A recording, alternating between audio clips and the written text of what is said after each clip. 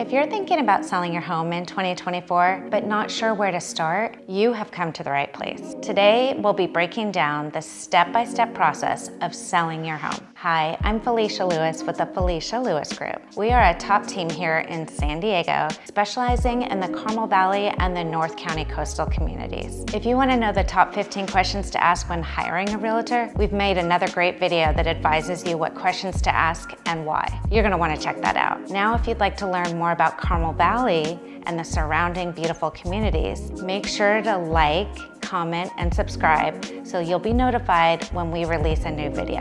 With that said, let's get started on how to sell your home in 2024. The best place to start is with picking the right realtor. I think there's three different categories of realtors. There's what we call the hobbyist, or there's an active agent, or there's what I would call a top producer. A hobbyist is somebody who maybe sells a home every once in a while. They'll help a friend or a family member if the need arises, or maybe someone in their neighborhood, and they're really excited about it because it gives them an opportunity to make a little bit of extra money and to feel a little bit involved in what's going on in either their friends or family members' life. They're not someone who is maybe super connected to the business world, maybe the most up-to-date on trends and contracts and what's really happening behind the scenes in the real estate market, but they're licensed and they can certainly sell a house, and maybe you feel most comfortable with someone like that that would be in your home that you know already and you trust, and for that reason maybe they're a good fit for you. That is someone that I would call a hobbyist. For example, I just started working with a homeowner, and she had originally decided to list her home with a friend, somebody that she knew and had been friends with for quite some time. This person, while licensed and certainly had done some business in the past, was a little bit more, shall we say, on the not so active side of real estate, and didn't exactly have a professional stager or some of the trades that she was working with regularly to help this seller get her home ready for market. So while I respect that this homeowner, this seller, chose to work with a friend and she felt comfortable with that, she didn't exactly get the result she was looking for. So she decided to move on and end her relationship with that particular realtor and decided to find somebody who was very active and engaged and really strong in the current market. So that's just a little bit of a difference with someone that maybe isn't actively doing it full time or isn't maybe what we would call a top producer. Perfectly fine if it works for the homeowner or the seller, and that's a great fit. We're happy with that.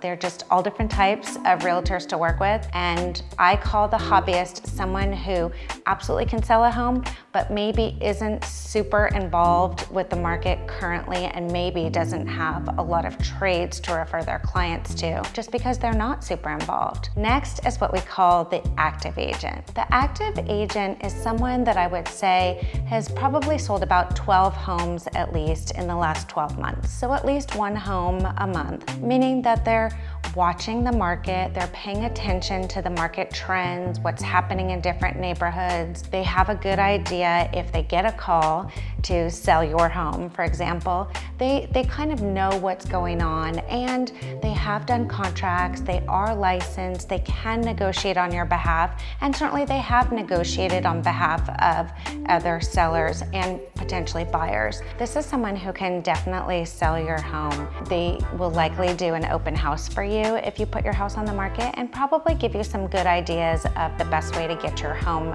ready to go on the market so you can be successful. I call this an active agent. The third realtor is what I call a top producer. This is someone who this is their business. They are very serious, going every single day to serve their buyers and sellers. They work in the industry every day. This is somebody who could also put together a very strategic marketing plan curated especially for your home. And that is important because your home is special. It's different than any other home that has been or will be on the market, and you need someone who understands how to put together that strategic plan just for your home to accomplish your goals, make sure that you're getting what you want out of the sale of your property in the form and fashion that you want it to be. This is someone that will have great communication skills. This is someone who will be involved in their community, involved in their local real estate board. This is someone who will know all of the activity that's happening in your neighborhood and the surrounding neighborhoods. They have great relationships with the trades to get your home ready to go on the market. They will have a professional photographer and videographer.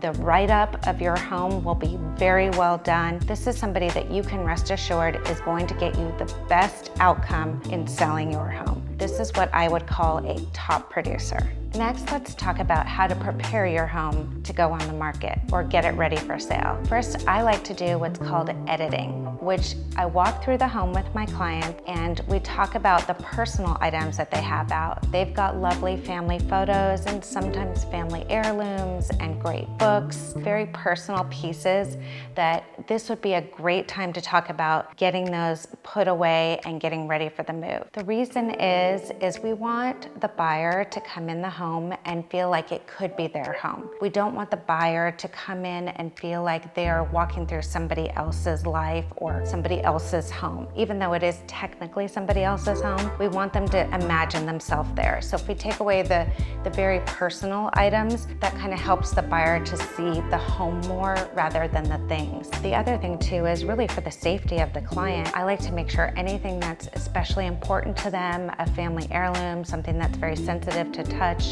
or could be ruined, we take the opportunity to put those away. I wouldn't want any little hands to get on something that's really important to a client. So we walk through the house, we agree on what we're gonna take down and put away and get ready for the next move. Then we talk about staging. Staging is a great tool because what it really does is it brings in the furnishings that make the house look kind of like a model home. Even though it's your home and it's not a model home and it's not being sold by a builder, the reality is that those furnishings that you see in a model home are to scale for the room. They work with the lighting, they work with the style of the house. And sometimes we all either inherit furnishings that came from family members or that have special meaning to us or something that we just found that we really loved and incorporated into our home.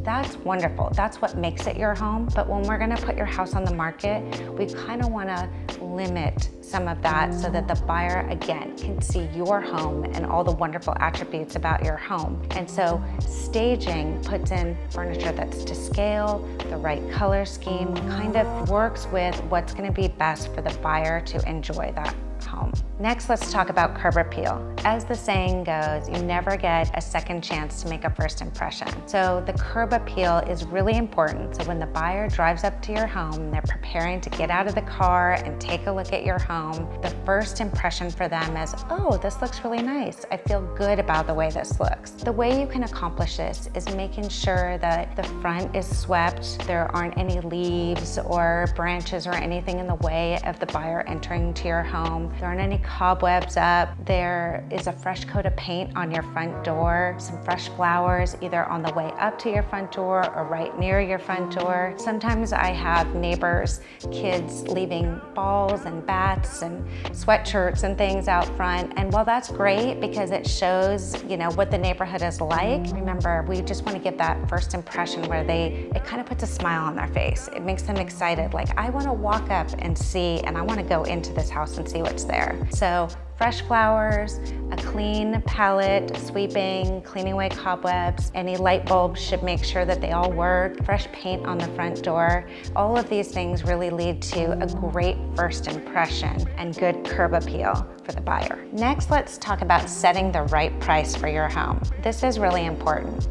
And I kind of categorize it like there's two different types of sellers. There's what I call aspirational sellers and realistic sellers. Aspirational sellers are ones that say, if I could get a certain price for my home, I would be willing to sell my home. They're kind of the type of seller that doesn't really have to move. There isn't anything that's really pushing them into a different direction, but if the number was really attractive to them, they would sell their home. So they're willing to price their house higher than probably what the market value is to see if there's a buyer that will meet them where they want to be. Next is what I call a realistic seller. A realistic seller is someone that understands you don't want to price the house too high because certain people will then think that they are not going to be able to be competitive for that property and they won't come and see your home. We want to set it at a very fair market value, a realistic price, so we can get those people in, because guess what? If they fall in love with your home, they might be able to push their budget or willing to push their budget a little bit further to hopefully meet your goals and get an above asking price. So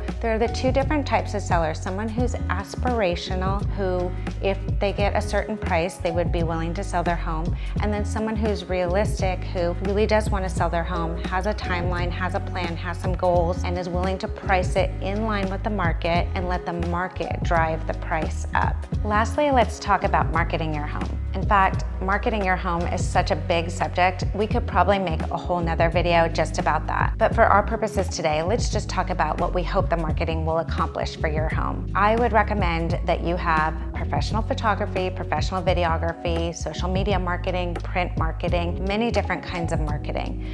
But let's just talk about a few of them. Print marketing is really important because that is something that actually goes into the homes of others. And you never know, someone who either lives in your neighborhood or lives near you, someone who gets the marketing on your home in their mail may have a friend or family member that would be interested in your home and might not have had the opportunity to see it online. So we want to make sure that you have great print marketing. Great print marketing starts with great photography, which relates back to earlier in the video, also starts with great staging and curb appeal and all of the things we've talked about previously. Next, let's just mention social media marketing. Social media marketing is a great way to get the word out that there's a great new property that's coming on the market. You're gonna probably in your social media campaign have photos of the home, not all of the photos, because we still want them to come and see the home themselves, but some photos of the home to attract them and interest them. We're gonna wanna put any information on the social media marketing about when they can come and see the home, and if they're interested in a home like this,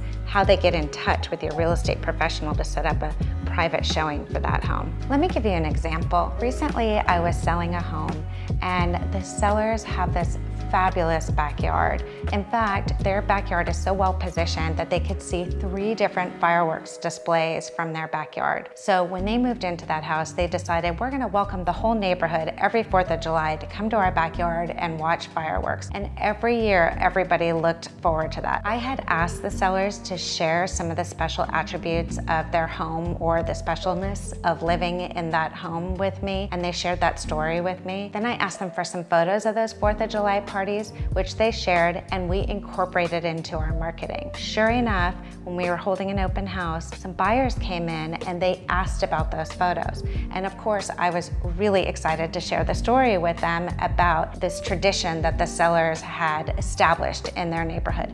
Everybody knew that they were going to their house for 4th of July to watch the fireworks and catch up with their neighbors. When I shared that story with the soon-to-be buyers, which we didn't know at the time, they said to me, we want to be the next family to carry on that tradition. Do you see how important that marketing story is? I was able to make it real for those buyers, make them understand what living in that home feels like, being a part of that community and being part of that neighborhood. We want to make sure that the marketing tells the story of your home. I hope you found this video helpful as you're preparing to sell your home in 2024. And of course, if you're in the San Diego area, my team and I would be happy to help you. We also have trusted real estate partners we can introduce you to throughout the country. You can connect with us through our website, FeliciaLewisGroup.com, or follow us on Instagram @FeliciaLewisGroup. I'll see you next time.